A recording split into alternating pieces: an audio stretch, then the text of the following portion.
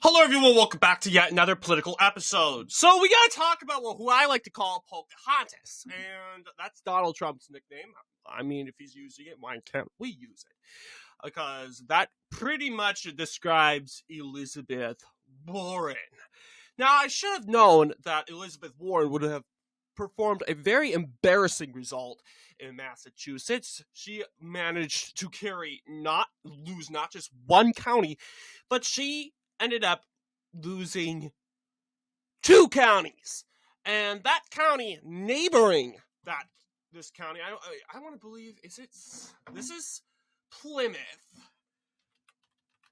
and this county has become more moderate in this whole election cycle. You've noticed this election, right? This county right here, that is Bristol County. Bristol County was carried significantly by her opponent, John Deaton.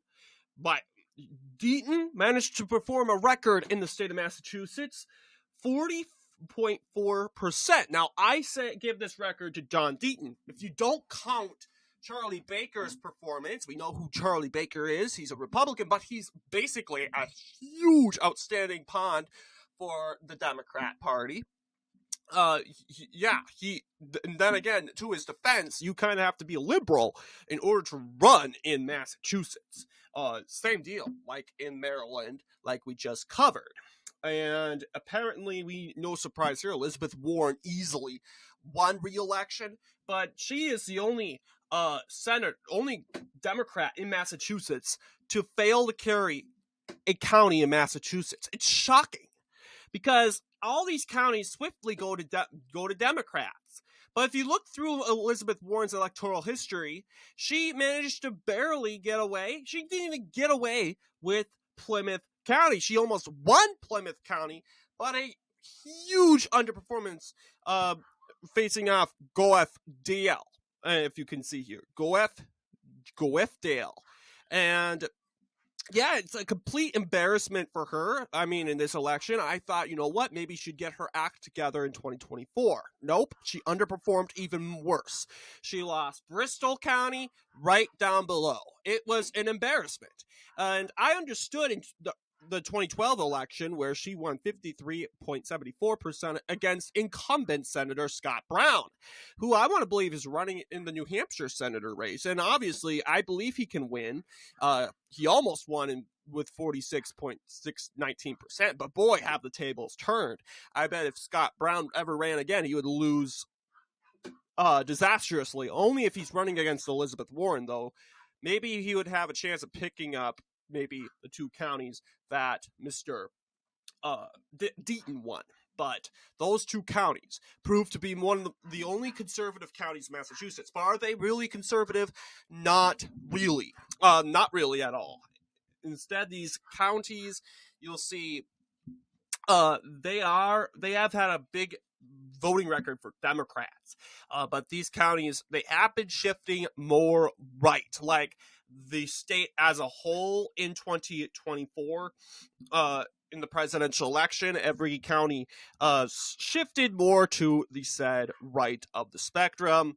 However, they haven't really been carried. Obviously, this whole election, this whole result was a huge shift to the right for John Deaton. If you're looking here, Plymouth County, he's holding Plymouth County, but he managed to flip Bristol County. But good news for Elizabeth Warren. She won, but it's just outstanding because her colleague, Ed Markey,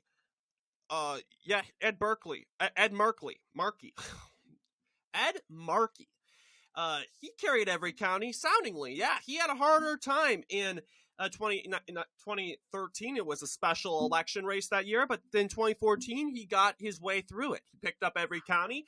2020, 66.15%. He's going on forward, and he should easily pick up every county in 2026.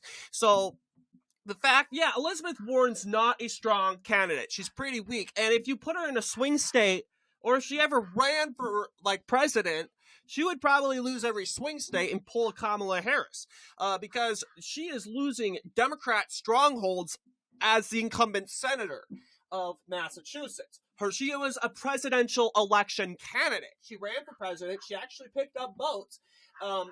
And she met lots of people around the country. You'd think that would really boost her popularity. Actually destroyed her popularity. Why? Because why did it destroy her popularity, in other words? I'll tell you why. Because it just completely I'm blanking out again. We have the Pocahontas thing. She thought she was Native American. Okay? I mean, everyone would be okay with it. But the thing was, she thought she was Native American. We assumed that she was Native American, that she had that detail down. But Native American was barely on that in her blood after she did a test. This results to the nickname Pocahontas being called. You would think that would be a very racist name to call to a Native American.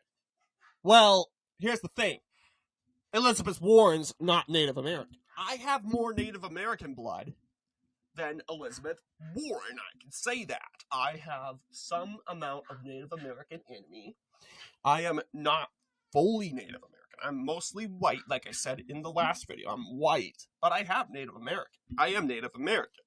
I have grandparents and ancestors that come from a specific region in Canada. They're a part of the Blackfoot Confederacy. Okay, if you guys know history, Blackfoot Confederacy, that's in Saskatchewan, Canada. That's where my great grandparents came from. They came from up there, and I can trace my ancestry from there. So I know, yes, I am Native American, but I'm not mostly Native American. I probably have 3 drops of Native American in me, and that's it. Just 3 drops. And I don't identify as Native American. I identify as white, but I don't go projecting it. Race is nuts. Race shouldn't be nothing. But Elizabeth Warren came out and she thinks that race and identity politics works. In this whole election cycle, it didn't work. So if I went around and saying I was Native American and people, they look at me, they say, "Are you Native American?" And I honestly say, no, I'm not Native American. I look Native American, but I'm not Native American. And that's just the thing. The irony of that, it's just hilarious. It's just funny. And that gaffe that Elizabeth Warren made, it just proves you were a fool. You were just a projecting fool. And overall, I think that gaffe alone could be probably the reason why she didn't pick up she lost so many counties. It's also because she's a far left populist. She's establishment. She works for the establishment, but she's just so far left and so unhinged. She is so unlikable that a lot of Democrat voters in Massachusetts, from specifically Plymouth and Bristol counties, they come out to vote Republican. Interesting. These counties right here voted for Democrats so much. I can even pull up. Let's see. Are we going to go back? Whoops. Let's go all the way to... Yeah, let's go to the Massachusetts counties and see if we got any detail from there. Massachusetts counties. Yes, looking at Plymouth. Yes, you got 53% in 2024. That's over 9 points for Dems. A landslide for Joe Biden in 2020. Okay? Looking at the county of Bristol. Bristol, you see very, very close election in 2024. And it proved itself to be compatible.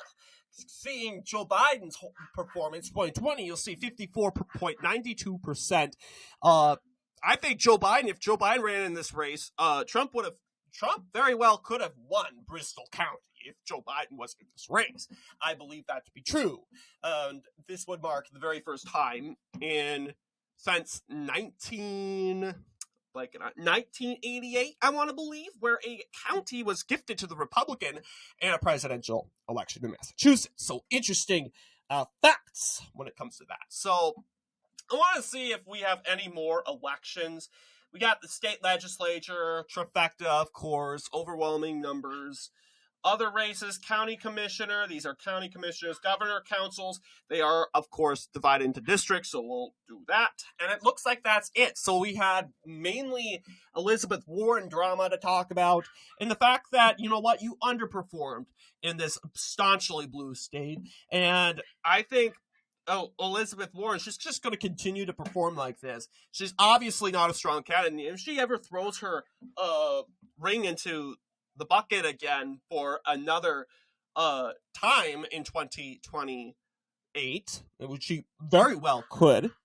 I mean, there's no point in keeping running these disastrous elections. Try to make a comeback in 2028, but I don't even...